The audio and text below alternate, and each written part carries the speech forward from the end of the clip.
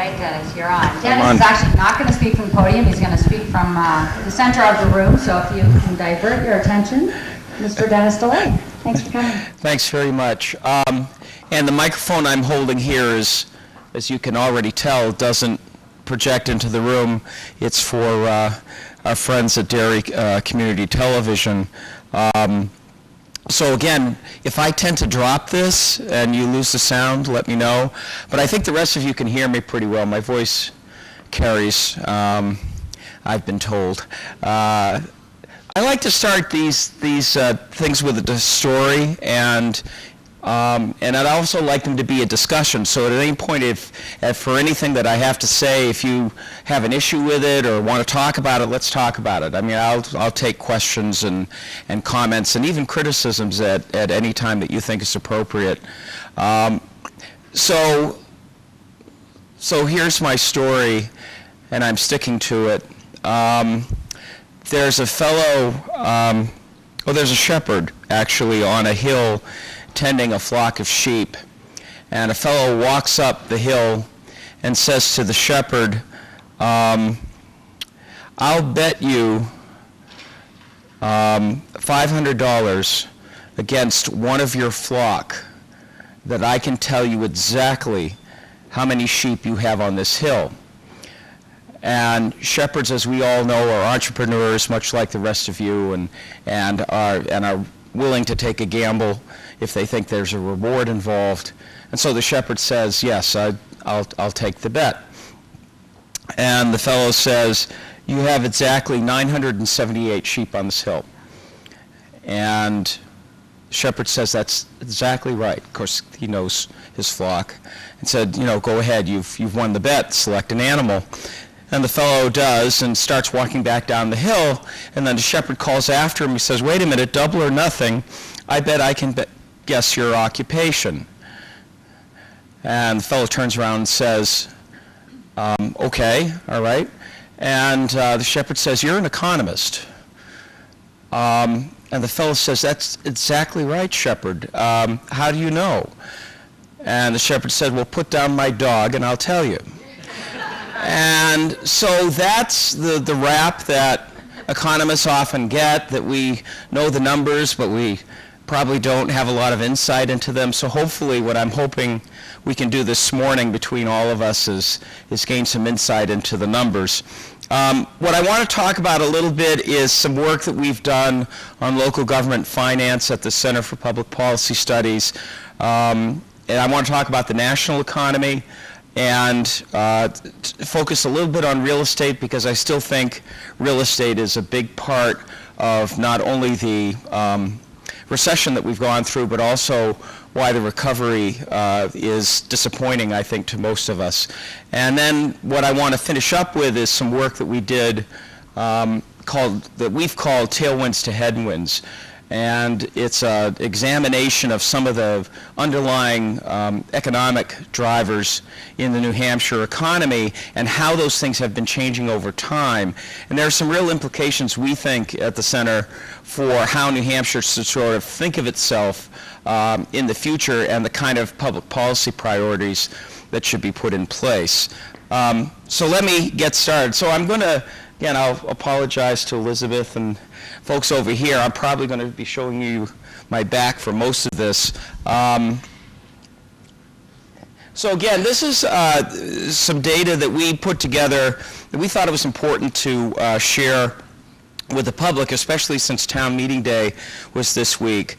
We've compiled local finance information for all the cities and towns in New Hampshire, made them available as spreadsheets that are downloadable from our website, nhpolicy.org, and we also put up an interactive map so that you could, just go to our website, click on the map, and get a comparison of tax rates in that community versus the rest of New Hampshire. And so you can see that there. I've just given you a picture of what would happen if you visited our website, clicked on Londonderry. A little balloon pops up and tells you what the tax rate is, broken down by its components: town, city, town, school district, county, and state education tax rate. And the line there, we've got a little graph, separate graph for each city and town, shows you expenditures for that particular town adjusted for inflation and population change.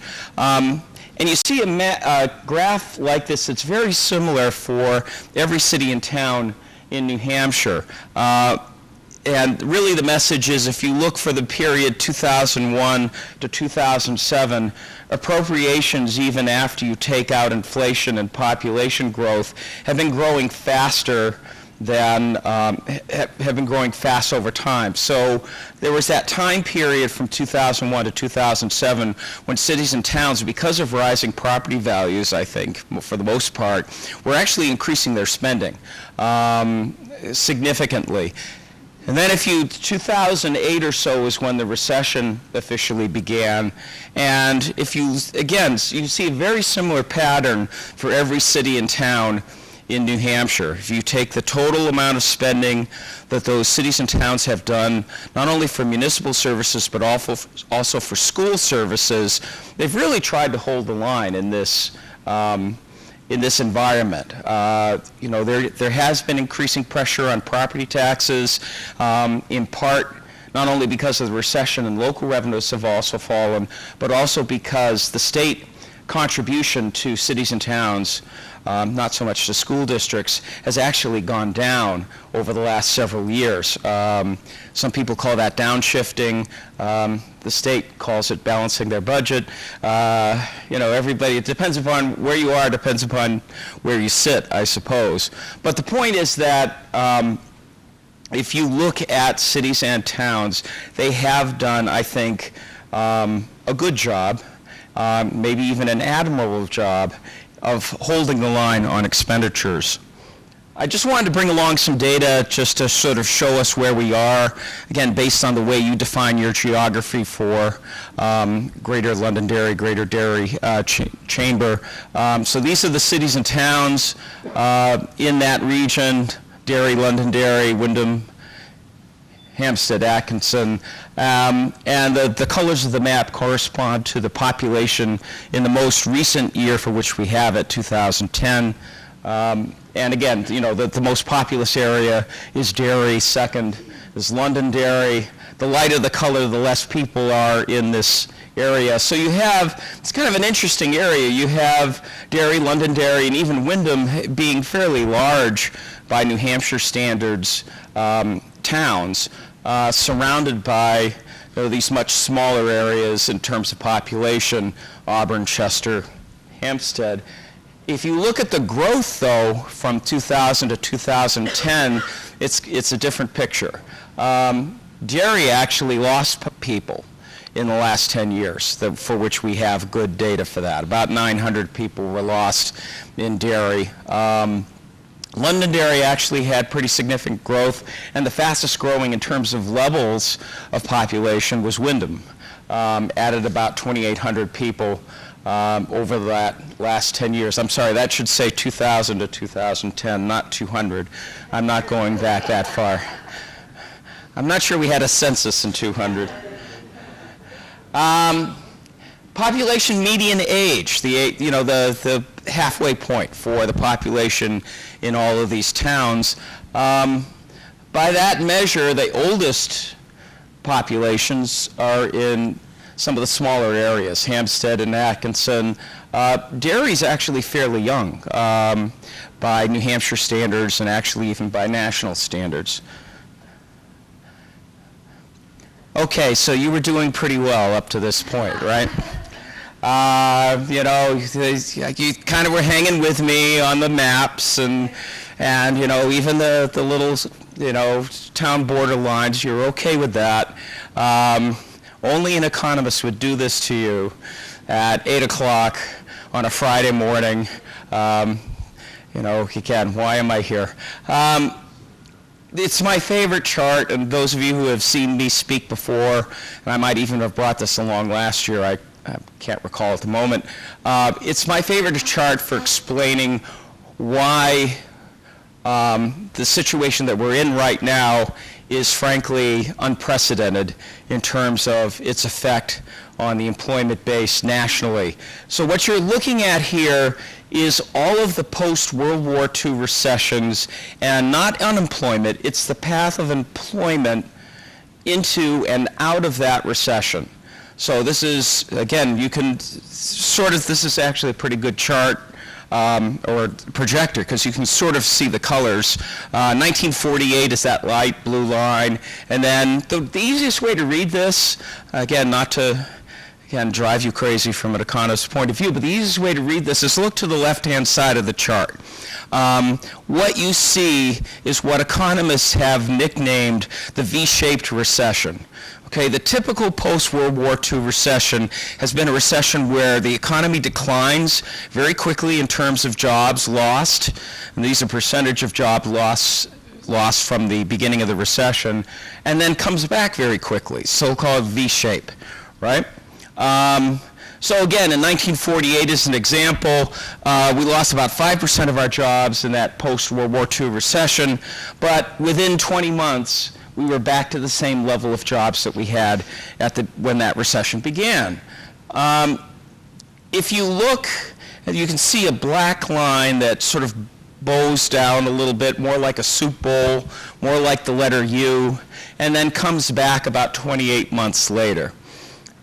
That's the 1990s recession. It's the first time that economists started talking about a jobless recovery. It was a fairly mild recession in terms of the number of jobs that we had lost, or the percentage of jobs that we lost nationally, but it took a while compared to the post-World War II experience to get those jobs back. The next line over that extends a little longer on the chart, bows down a little bit more, looks more like a very elongated U shape. The brown line, that's the 2001 recession. That's the second time that economists start talking about a jobless recovery. Again, a more serious recession in terms of its length and the amount of jobs that we lost. In percentage terms, it was about a 2% job loss nationally. But again, it took a long time to get those jobs back, almost 44 months. So we're talking, how's my math, about 3.5 years, right, before we got all of those jobs back. Not a typical pattern. Well, you know where this is going, right? The red line is the current recession. More severe than any of the post-World War II recessions. The U.S. lost 6% of its jobs in financial crisis, which I'm sure you've read the papers and you've heard about it a little bit and have been affected by it as well. And we seem to be on that jobless recovery path yet again. But the problem is that we lost a lot more jobs in percentage terms than we had in any of the post-World War II recessions. So you've heard the nickname, the so-called Great Recession. This is the Great Recession. And for those of you who still feel in your businesses or in your local activity that you really haven't come back to where we were in 2008, you're right. You can feel it in the kind of business you're doing. You can see it in the data. We still haven't recovered all of the jobs that we lost nationally in this recession. And we're into, we're 60 months away from the beginning of this recession and still are not back to where we should be. There's the New Hampshire and New England experience in the most recent recession compared to the U.S. The U.S. again is the red line. There's New Hampshire and New England. New Hampshire's green, New England is blue. Again, the message is that in terms of the national experience, this was not New Hampshire or New England's Great Recession. We actually had that back in the late 80s, early 1990s. But the growth, frankly, in New England and New Hampshire has been a little bit more disappointing compared to the national average. We didn't dip as far, but we haven't grown as fast coming out. Any ideas? Go ahead. The other one, the previous one?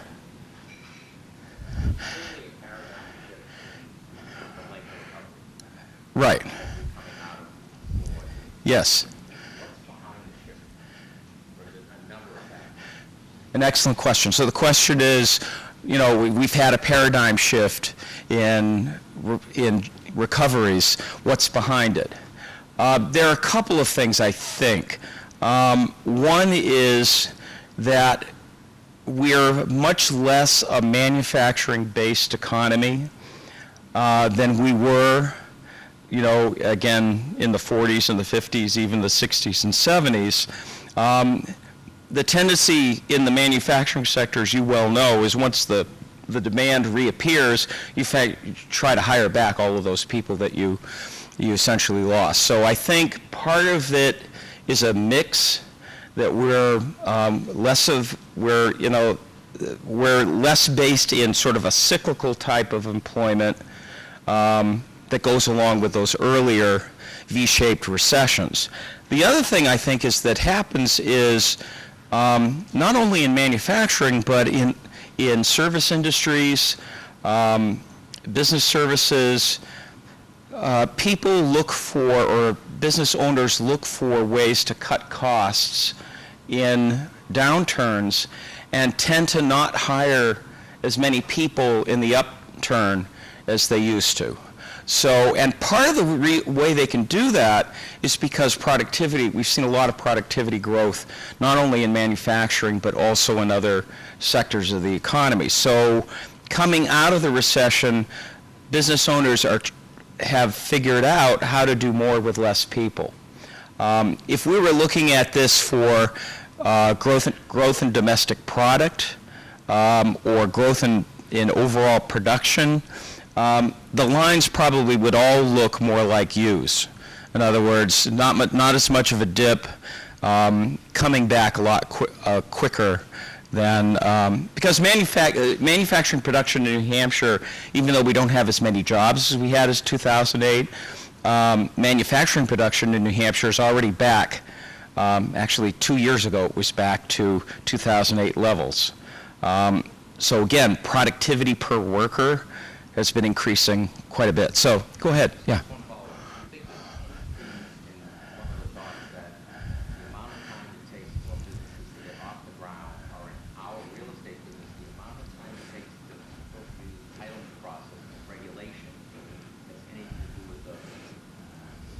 So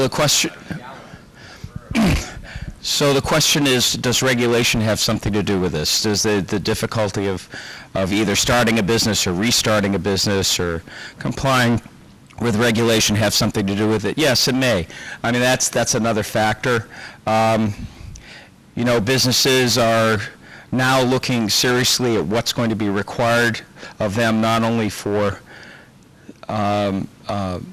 requirements under some of the Financial Services Act, but the Affordable Care Act is an obvious example of a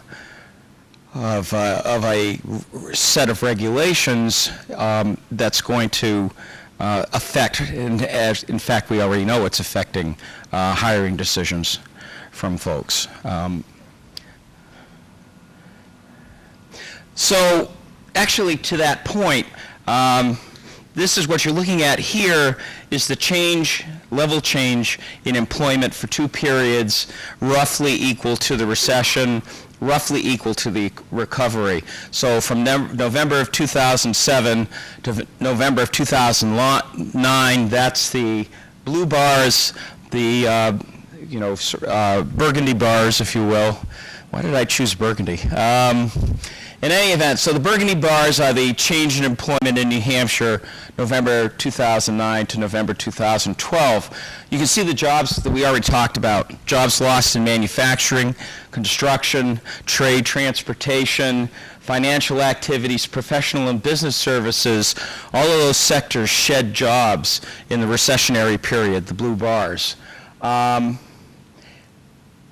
Education and health services grew, even as other sectors of the economy shrank in the recession. Education and health services added almost 6,000 jobs when the rest of the economy was shrinking, at least in terms of jobs. Leisure and hospitality, you can see from that we lost about 2,000 jobs in the recession, and government expanded during the recession, right? Not surprisingly, Again, if you recall, the American Recovery and Reinvestment Act, the so-called stimulus, pumped about close to $1 trillion into the state economies. New Hampshire got about $1 billion in aid to local governments, aid to school districts, money that helped balance the state budget.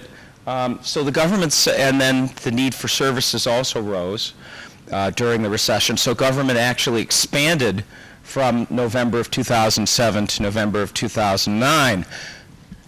The more recent period, again, the so-called recovery, is shown in the burgundy lines. Trade and transportation's up a little bit. We haven't recovered all of the jobs that we lost in that sector. Manufacturing and construction actually, we're still down. They're about the same level of jobs that we had in November of 2009. Professional and business services, actually, we have more jobs in that sector now than we lost in the recession. That's good news. Those are jobs in consulting, jobs in architecture and engineering, management of companies. It also includes temporary service agencies. So it's a pretty good indicator not only of where the economy is going, but a lot of the jobs in this sector are high-paying jobs as well. So that's good news. Education and health services, again, grew in the most recent period. Leisure and hospitality is up. Actually, there's more jobs in that sector now than we lost in the recession. And government. Government is shrinking. It did grow in the recession, but it's shrinking now. That's not only layoffs at the state level, it's layoffs and job reductions at the local level, and a lot of the employment at the local level is in government is K through 12 education. So we're seeing a shrinking in that sector right now. So during the recession, the government was a tailwind for the economy. Now it's a headwind. The government sector and the shrinking government sector, not only nationally but locally, is actually holding the economy back from growth. Again, we all have this perception that the government's out of control, it's growing like crazy. It's not true. It's not true, at least in the most recent period. Yes, go ahead.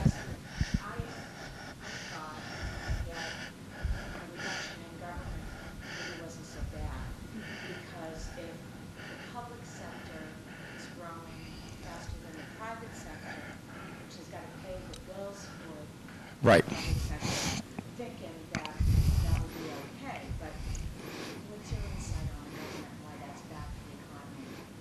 Right, and again, I think what propelled the government sector, at least locally, through the recession was the stimulus primarily. Again, governments were really were hit by declining revenues like everybody was, but we had a lot of money come into the state through Title I, through IDEA. Those went right to the school districts.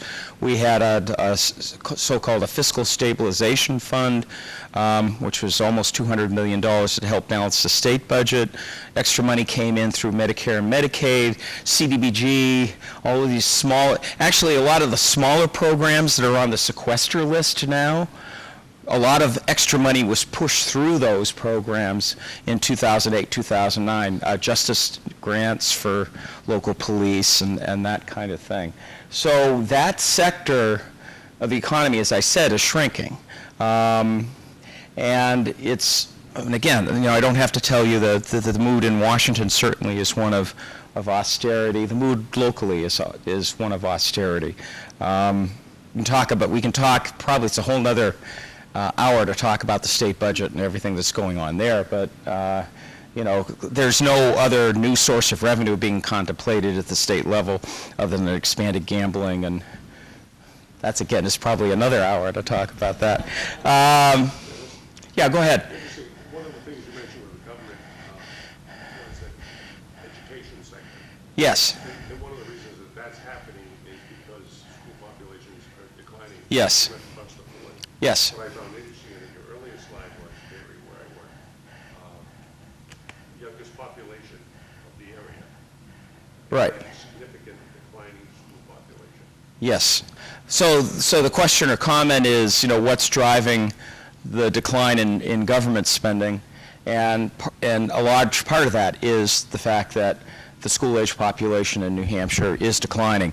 We have almost 20,000 fewer school kids in New Hampshire in 2010 than we had in the year 2000. Okay? And that's not because kids reached age 18, grabbed the family car keys, picked up their brothers and sisters, and drove to Massachusetts. That isn't what happened. Those were children that were never born. Those are children that were never born. In other words, the real reason we have a declining school population is really, frankly, due to the demographic makeup of this state. We're older than the national average. We're, frankly, whiter than the national average. Minority populations tend to have higher fertility rates, tend to have more children. And again, I'll get to some of the implications of that in a few minutes and what it frankly means for New Hampshire's future. But, we're changing as a state. There are fewer people moving in here. The population that is here is highly educated, but it's aging. And we're not, frankly, having children at the rate of lots of other states in the country, and that's got implications too for the overall aging of the population. So, again, you make a good point. There's probably too much information here, and I'm not going to read it, but it's a slide that I always like to bring along to these types of presentations because it's a good source of anecdotal evidence on what's going on in the local economy. The Federal Reserve banks around the country every month and a half or so actually do talk to businesses like your businesses and ask them, what's going on right now? What do you see 6 months from now? All of that information gets published in what's called the Beige Book, because that's the color of the cover it used to have. So all of the Federal Reserve banks around the country do this survey. This is the latest data as of the beginning of March. So this was a reading of what New England businesses were saying to the Fed Bank of Boston in February, probably late January. And I'll let you read that for yourselves. I mean, essentially, the message there is that a moderate recovery in manufacturing, in consulting services, IT services, residential real estate seems to be picking up. Commercial real estate is a little bit more of a problem, at least going forward. But generally, consumer confidence is up for the most part. Maybe this is, again,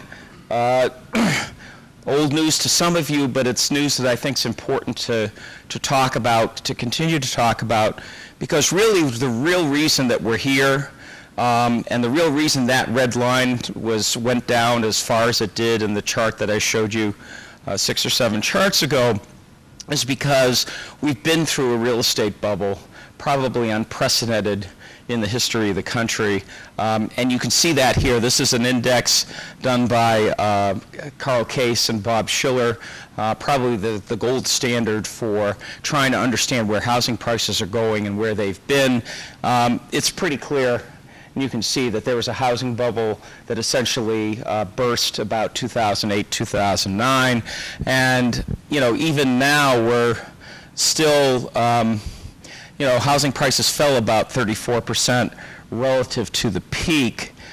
One of the issues I think we have to sort of think about in retrospect is whether we were putting too many people into houses that probably couldn't have afforded to be there. And one measure of that is the home ownership rate essentially deviated from its historical trend. Usually, even 64% is pretty high. Most of the rest of the countries around the world, home ownership is more around the 40 to 50% level. I know in other parts of the world, Europe, Japan, people are much more likely than they are in the U.S. to rent as opposed to own. But we've created this for reasons that probably are valid, we've created this culture around home ownership as being a good thing. And so, with mortgage deductions against our taxes and so forth. And so, again, we've had about a home ownership on average of about 64% nationally. That drifted up to almost 70% during the bubble period. And again, as we extended subprime loans to people that perhaps couldn't pay them back, we find out now in retrospect. And again, you can see the home ownership rate, at least by the measure that the census tracks, is starting to drift back down again to its historical average, around 64%. We're not quite there yet, but we're getting there. In New Hampshire, this is what things look like as of the end of last year. Again, we had a housing bubble in New Hampshire, not as bad as what we saw in the rest of the country. Housing prices fell from the peak by about 25% in New Hampshire. Sales fell by about 40%. In the last year, in 2012, sales were up about 18%. We seem to be seeing the same strength in the first quarter of this year. Sales up about 18 to 20% compared to where they were, same quarter a year ago. Housing prices, though, still haven't moved very much, but at least they've stabilized. At least we've stopped seeing declining prices. Again, a sign probably that the real estate economy is set to recover, and we certainly have seen the worst.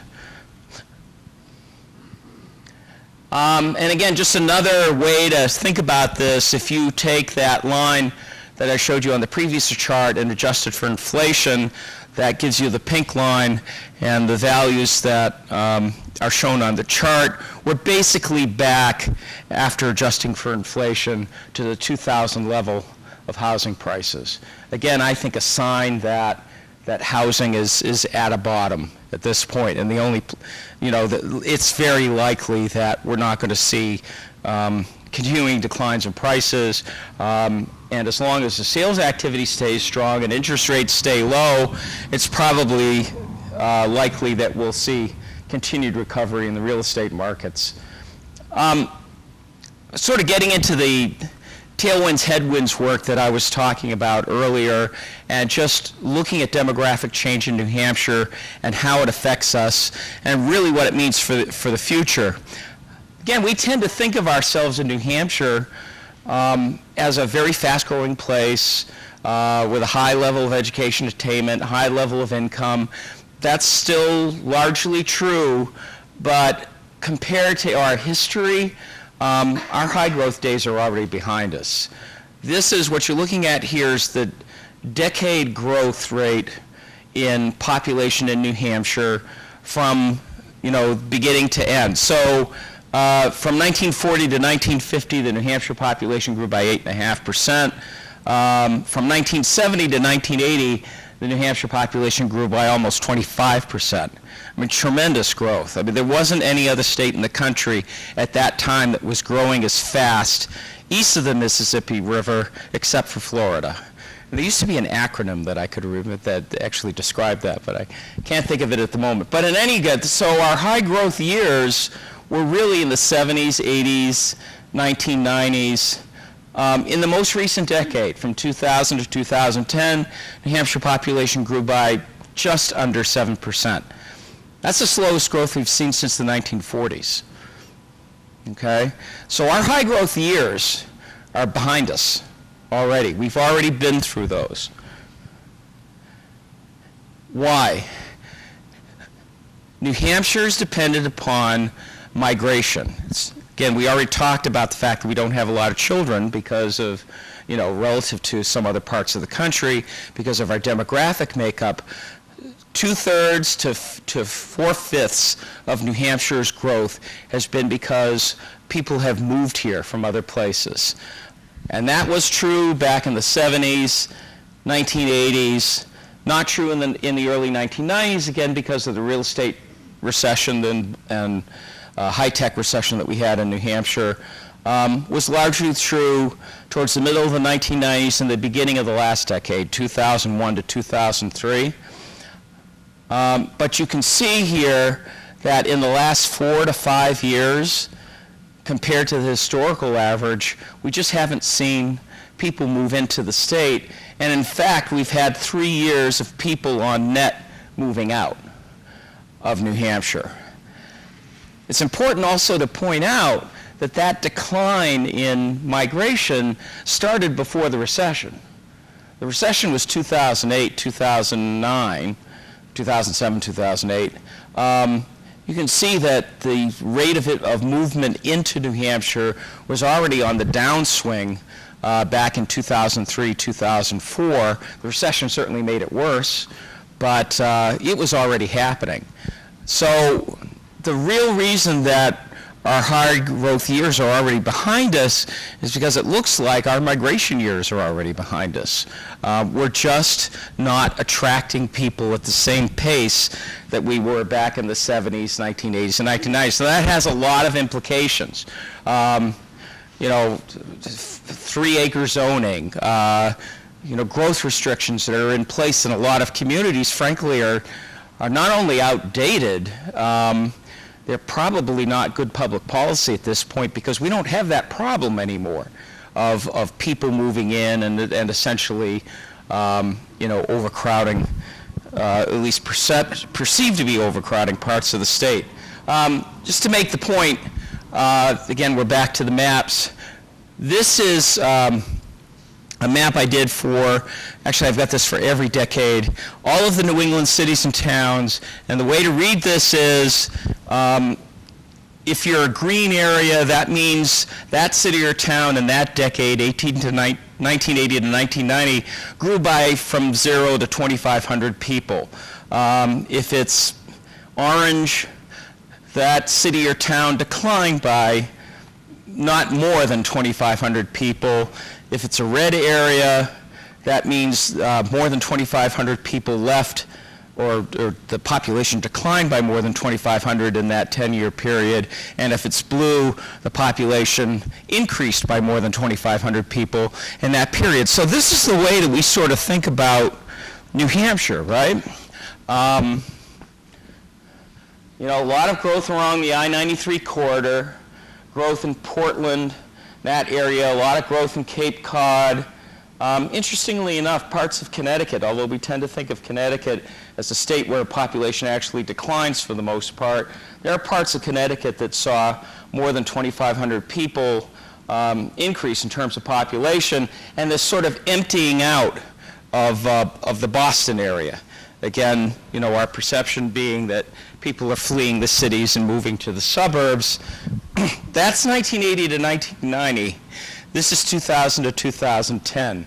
It's a very different pattern, not only for New Hampshire, but for other parts of New England. You're not seeing that kind of growth along the I-93 corridor that we used to see. A couple of towns, yes, but actually it looks like it's moving further north. Cape Cod is emptying out, at least in terms of total population change.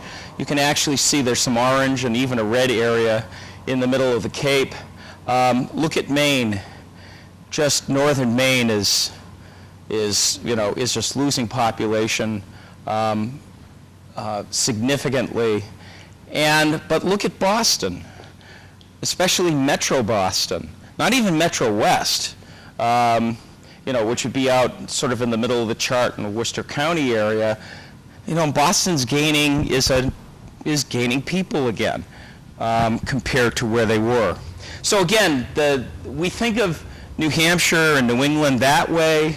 The reality, frankly, is that it's different than what we're used to. The other issue is the rate of job creation, and we talked about that a little bit. I talked about that a little bit. This, again, it takes a little bit of explaining, but at any point on the chart that you're looking at, that's the percentage change in population for that area compared to 10 years earlier. Okay? So in the middle 1980s, New Hampshire at the peak had 60% more jobs than they had at that time in the 1970s, say about 1986 or so. Pretty good job growth in New England, pretty good job growth in the U.S., about 30%, 25% more jobs. So at any point on this chart, what you're looking at, again, is the percent change in jobs compared to a decade earlier. New Hampshire has lost its traditional position of being a high-growth area in terms of jobs. We're looking a lot more like the rest of New England, like the rest of the country, than we used to. So again, that was another big story that goes along with that bar graph that I showed you on population growth. It wasn't just population growth that was important in the 70s, 80s, and 90s. It was job growth. People aren't going to move to a place unless there's economic opportunity to move there. And we're not seeing that kind of job creation in New Hampshire now that we used to see. I think I'm going to skip to this. So I guess the question we're posing at the Center for Public Policy Studies is, how do you think about New Hampshire in a future of lower population growth, aging population, productivity not increasing as quickly as it has been in the past, in part because people with higher levels of educational attainment are not moving here to the same extent that they were in the past? How do you think about all of that? What are kind of the questions that you have to ask yourself as citizens, as public policy makers? What's our real New Hampshire advantage? What is that? What are our relative strengths and weaknesses? I think we have to think about what we invest in the future. I mean, what is it that we're trying to go for? Human capital, economic creativity? Do we have to think about strengthening the business base? We have to think about costs of doing business here. Our infrastructure and investing in that, and the quality of life, which has always been high and been attractive in New Hampshire, but it's probably not going to continue to be enough. So we've done a little work on that. We've looked at some indicators across states that measure some of these things, and we're actually we're under contract now with the Business and Industry Association to help them with an economic development plan that's going to tap into this data, and along with some other work done by another group on focus groups and sort of on-the-ground research, hopefully develop a direction for New Hampshire for the future. But we looked at things like on the human capital side, percent of the adults with a business BA or better, what our grade 11, 8th grade math and science scores look like compared to the rest of the country. On economic creativity, we looked at things like patents, venture capital. On the business space, we looked at high-tech jobs as a percent of total. What's our business churning, birth and death rates, internet usage. We looked on the cost side, healthcare costs, energy costs, housing affordability, tax burden, and some issues on infrastructure, how much debt the state has relative on a per capita basis, the percentage of businesses of bridges that are in trouble, road conditions, and so forth. And when you crank all of that, go ahead.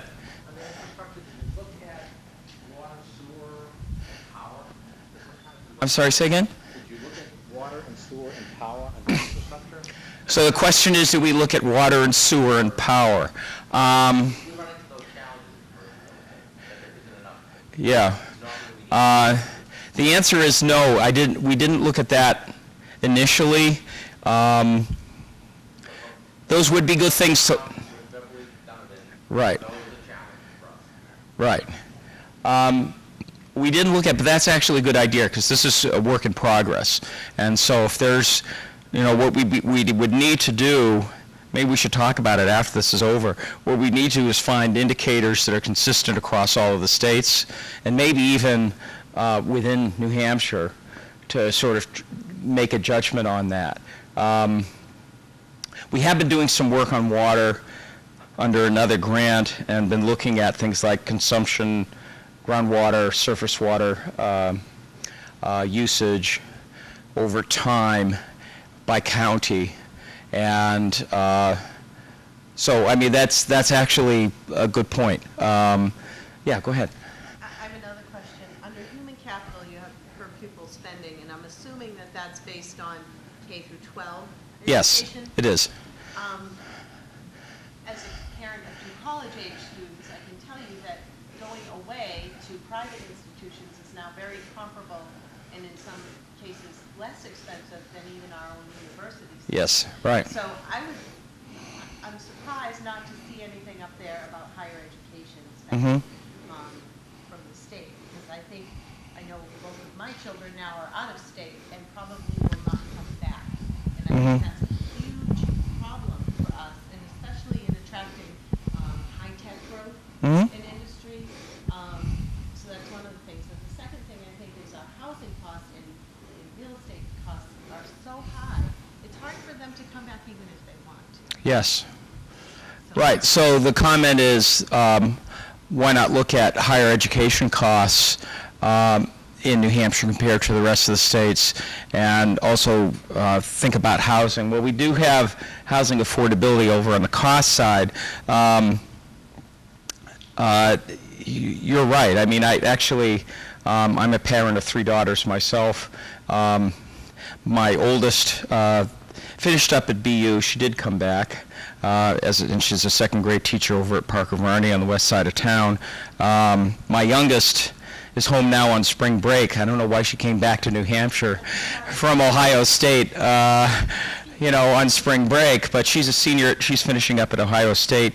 And again, you're right. I mean, it was, in both cases, it was not much of a marginal difference between educating my kids out of state and educating them in college here. And again, I think that is a concern. I mean, I think that's something that policymakers should be thinking about going forward. Maybe happily my daughter is coming back, or at least plans to pursue a graduate studies in sign language at University of New Hampshire. Actually, it's one of the better schools that do that. So, we do have some advantages, I think. But yeah, I think that's a good point to consider those types of things. So if you churn all of this data through the computer and rank all of the states together based on all of these factors, what you're looking at here is, from best to worst. So if you're number 1, that's great. If you're number 40, that's not so good. You're at the bottom of the list. Human capital, we rank pretty well. Economic creativity, patents, venture capital, those types of things, we rank pretty well. Business space, we rank pretty well. When it gets to the cost side, healthcare costs, tax rate, other things that businesses are concerned about, we don't rank so well in New Hampshire. We're a little bit better than some of the New England states around us. And on the infrastructure side, percent of bridges that are red listed, roughness of the roads, debt per capita, again, not the worst in New England, but certainly a lot less competitive than other states around us. So the point, I think, of all of this is we have to think about ourselves differently, I think, than when we've sort of, our perception of ourselves at this point is probably not the correct one. Again, the high growth, high educational attainment or increasing educational attainment relative to the rest of the country, those things simply aren't true anymore. We have to deal with, and again, high quality of life, yes. I mean, we always rank well in states that look at among states, when you look at indicators of child and family friendliness and overall livability of the state, those things are great and they are advantages, but they're not the only thing that is important. Higher education is important, infrastructure is important, all of these other things that I think we should be really turning our attention to now if we want to continue to be a standout state in the rest of the country. So Forecast summary, just very quickly, it looks like we're sort of continuing to muddle through a recovery that'll bring us into the rest of 2013, early 2014. I think you can put together a story that essentially says, if we can keep, Europe on an even keel, if the rest of the world doesn't, go into the same kind of financial crash and real estate-led crash, and I'm thinking particularly of China, that happened here, we can get through 2013, 2014, and there are a lot of fundamentals that are there. People are paying down debt. Corporate balance sheets are probably in as good a shape as they've ever been. Interest rates are very low. There's a lot of pent-up demand in the consumer sector. People are coming into the housing market again. The motor vehicle fleet is pretty old right now. The average age of the car on the roads right now is about 12 years. You can't go much longer without replacing a significant portion of the cars that we drive. So you can put together a story that essentially says, the U.S. economy holds together, and we essentially, that the tailwind for the rest of the economy is a housing-led and consumer-led recovery that really takes hold through the last part of this year and into 2014. New Hampshire still ranks, as I said, New Hampshire still ranks pretty well when you're looking at things like poverty rate, educational attainment, per capita income, and so forth. So let me finish up. It's my last slide, unless we have more to talk about. You've been really patient and really good, and I really appreciate it. I've brought you through a lot of charts and a lot of data, and you can tell I'm a data guy, right? I just love this stuff. I just eat it up. So a couple of years ago, I found this apparent correlation between two economic indicators. Employment is shown in the blue line there in thousands, in thousands. And boat registrations in New Hampshire are shown in the pink line in its actual level. So at the peak in 2004, we had about 100,000 boat registrations in New Hampshire, close to 670,000 jobs in New Hampshire, and you can see that boat registrations have pretty much followed employment, jobs, right?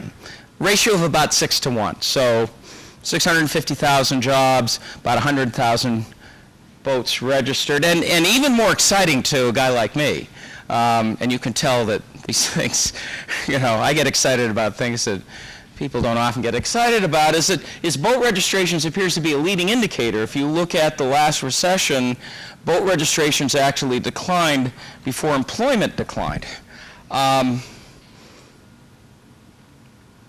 So you all know what we have to do, right? Now, you don't have to buy a boat. All you have to do is register a boat.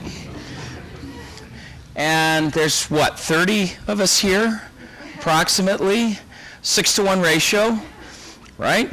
So we can create 180 jobs. So thank you very much. Appreciate it.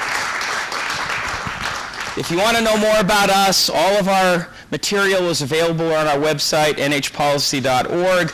We have a Twitter page. We have a Facebook page. Look, we even got a phone number. A policy blog where we put all of our information is free, available to the public.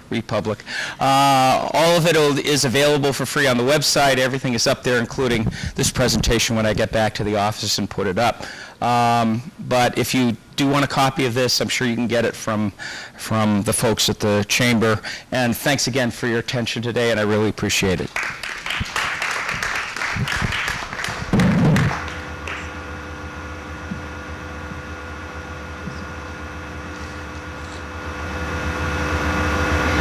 Thanks again to Dennis. Great presentation, and thank you all for coming this morning.